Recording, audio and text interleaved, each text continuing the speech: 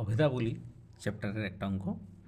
এখানে দেওয়া আছে, যদি sine theta plus cosec theta সমান 2 হয়, তাহলে sine to the power 100 theta plus cosec to the power 100 theta এর মান কত?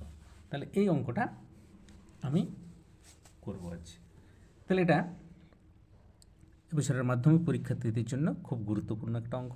তাহলে এখানে sign theta plus cosec theta সমান 2, তাহলে sign theta plus cosec theta, cosec theta মানে আমি জানি 1/sin থিটা সমান 2, और এখানে কি হয়ে যাবে আমার সাইন থিটা হবে লসাগু।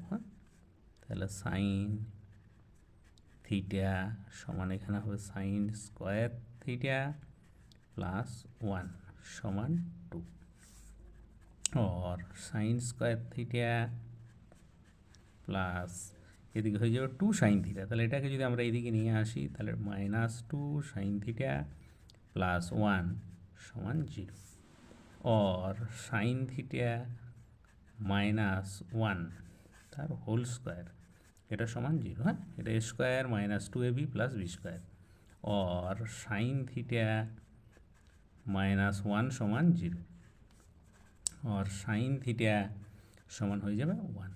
অতএব আমার কি হয়, সাইন থিটা সমান যদি 1 হয়, তাহলে কোসেক থিটা এর মানও হয় 1/1 মানে 1। তাহলে আমার এখানে দেওয়া আছে sine to the power 100 theta, sine to the power 100 theta plus cosec to the power 100 theta. তাহলে আমরা জানি সাইন থিটার মান 1, তাহলে 1 to the power 100 plus cosec থিটার মানও 1 টু দি পাওয়ার 100। তাহলে এটা হয় 1 + 1 = 112। এটা হয়ে গেলে এর উত্তর।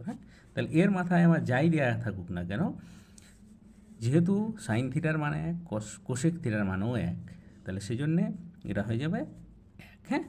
এই পাওয়ারটা যাই থাকুক, আমার এটা ধনাত্মক হলে এটা সবসময় এর মান হবে আমার +1, তাহলে এর মান হয়ে যাবে 2।